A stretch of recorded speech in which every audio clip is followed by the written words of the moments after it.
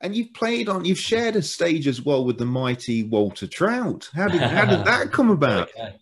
So we were in Ireland playing a show at the Rory Gallagher Festival in Ballyshannon, and Walter was on the same festival.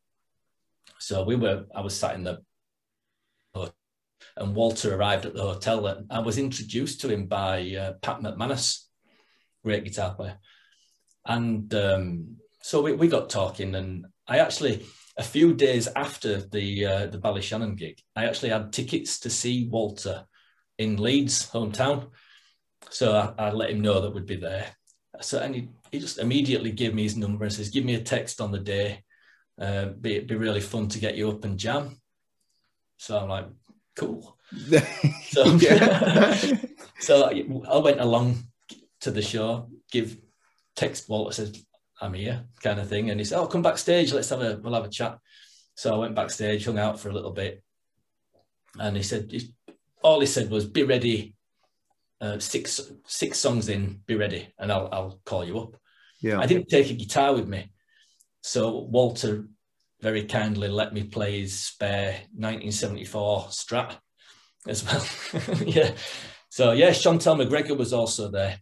She got up and played before me, so I had to follow her. She awesome player. I'm like, thanks a lot. Yeah. And then I got up, and I didn't even know what we were going to play.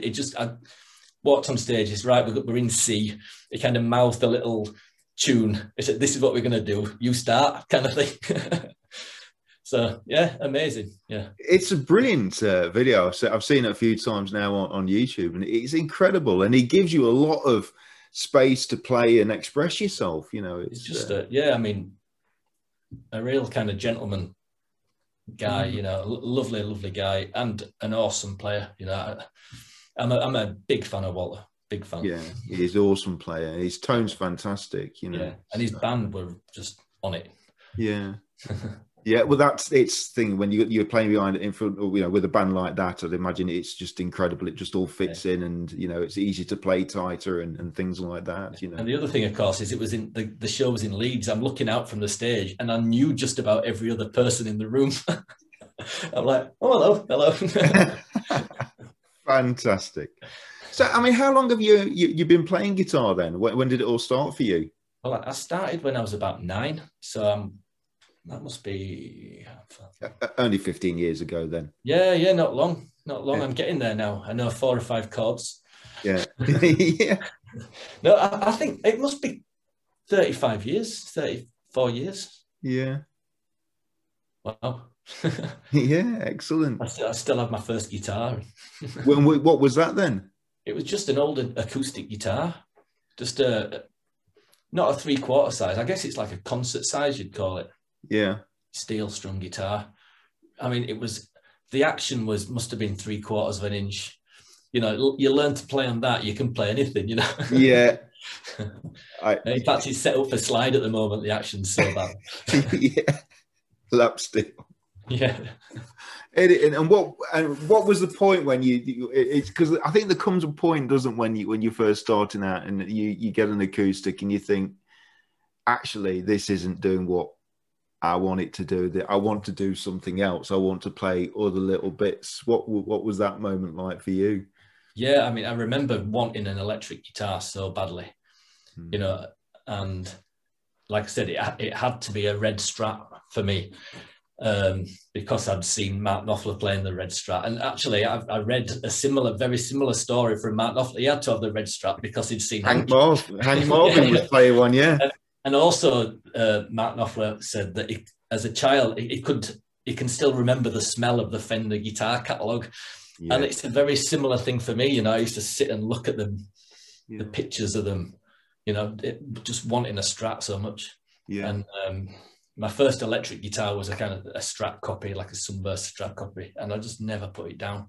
And we used to have guitar lessons at school on our kind of lunch hour, and there was probably like 15 kids in the lesson, and I'd be sat there with this electric guitar, no amp, just an electric guitar. Yeah. And the other kids with the classicals, you know. Yeah, yeah. Well, I think that the best music lesson I ever had was because when I was younger and going through music lessons, it wasn't as a I remember the music teacher trying to showing us how to play the EastEnders theme on a glockenspiel. It wasn't a huge draw for a 10-year-old.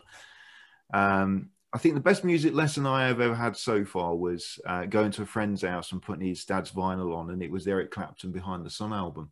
Nice. And I remember saying to my friend at the time, who's this? And he says, it's Eric Clapton. And I remember saying, who's Eric Clapton? And he says, what do you mean, Eric? He says, Eric Clapton's probably one of the greatest guitar players in the world. And that was it. That was the defining moment for me. I needed to play guitar. I needed to, find out who this guy Eric Clapton was. And then it starts leading on to other artists, doesn't it? Like the likes of Robert Cray and people like that, because you see them playing with them and stuff like that. For me, exactly what you just said. I know of Robert Cray because I used to sit and play along to the Clapton 24 Nights VHS. And Robert Cray would come up. Buddy Guy got up, I think. Yeah. And and they all had their own sound. Like I said, they all had a sound. And I found actually the 24 Nights, I learned to play to that, really. Yeah. You could just sit and jam along to that forever. I still do. Yeah, me too. And Robert Cray's got an incredibly clean sound as well, hasn't he? Very, yeah. Hugely clean. You've got, on that stage on the video, you've got Clapton, Robert Cray, Buddy Guy, all playing Strats, all with completely different sounds, Yeah. But yeah, Robert Cray's, and what a singer as well, but his guitar tone, it's really clean and it sounds almost small, but it just works. Yeah. It's kind of maybe compressed even, I don't know. Yeah, I remember him playing at what I think was at one of the Crossroads festivals, and I think it was Poor Johnny that one of the songs he was playing, and just before the solo, he did this. He bent the string, and it was awesome. It was just completely clean, but the power from that bend was just phenomenal, and it was incredible. And I once heard Eric Clapton say that actually he's probably one of the best, most toneful guitar players, actually acoustically. Right. So without an amp and stuff like that, his guitar, his tone is absolutely spot on. Well, really that good. Kind of is his tone. His electric tone is basically an acoustic, not plugged in Strat, but louder. That's kind of how it sounds to me. Yeah.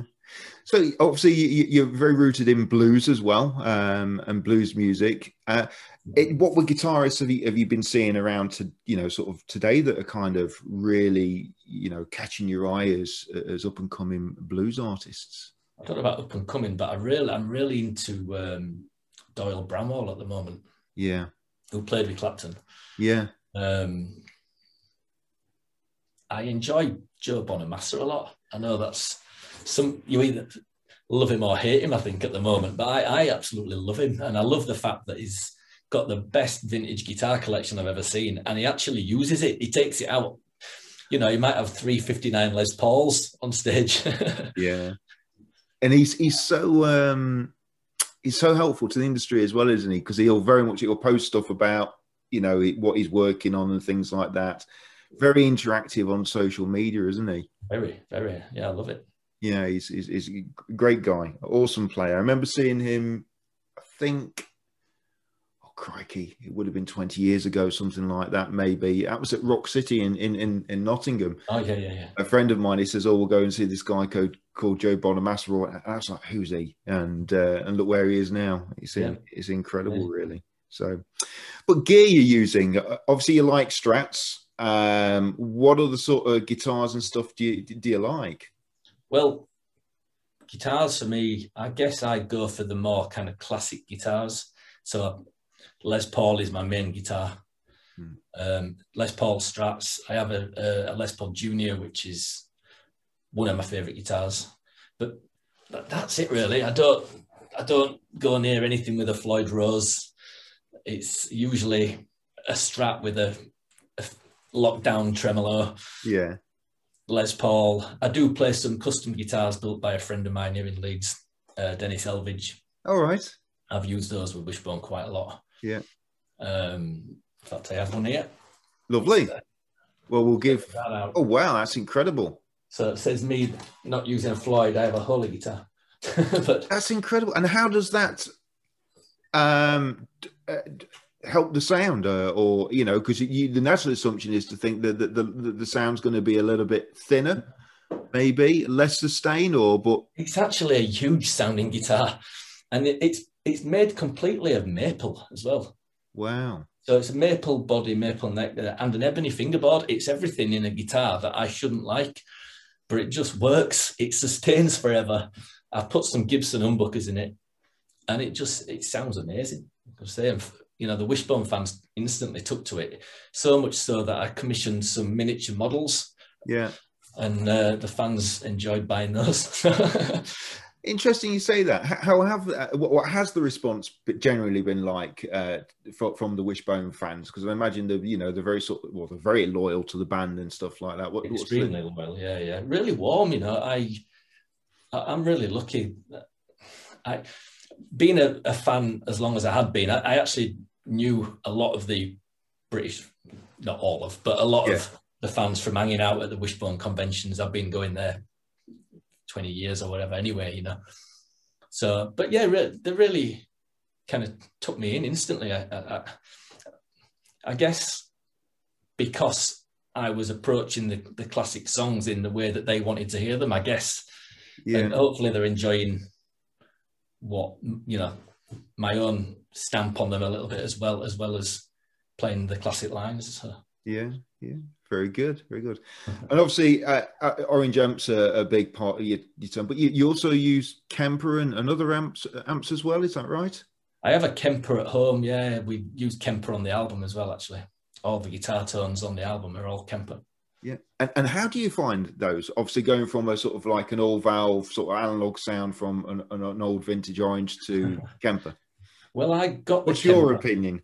I got the Kemper fully expecting to use it for the album and then sell it.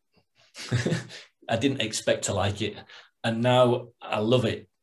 I absolutely love it. I've been spending lockdown creating sounds, not profiling amps, but creating sounds, trying to recreate classic guitar tones. So I've done a Money for Nothing Dire Straits tone, which... Wow. Actually, I've just given to the guy who plays in the Dire Straits Experience. He's going to be using that live. Wow. So I really love it. Honestly, it makes recording so much easier. You're not miking amps up and cabinets, and it just works. I plug in. I have 4 or 5 amps. Whether the amps sound like the actual amp that it's supposed to be, I have no idea. I've never owned a Dumble. Yeah, I understand. But they sound great, so that's all that matters. Yeah, they do. Absolutely. The Boss was a tube amp expander that I've got. I mean, that's a rig simulation, and it's incredibly realistic. Yeah. And with the you can change the sort of resonance and stuff like that to get the different feels of the cabs, and that's very responsive and very realistic. And you know what? When you put it on the 4x12 setting, it does sound like a 4x12 cab. Yeah. I have to say, it is very, very good, and certainly technology is moving stuff on to it's getting better and better, isn't it? It's amazing the way it's come on so quickly as well. I remember when Line 6 first came out and with the flex tone amps, and I was blown away then. I used to sell loads of them when I worked in the shop. Yeah. Soldano SLO sounds instant Gary Moore. Yeah. But then you get lost when you play amongst it with a band, don't you? Exactly, yeah.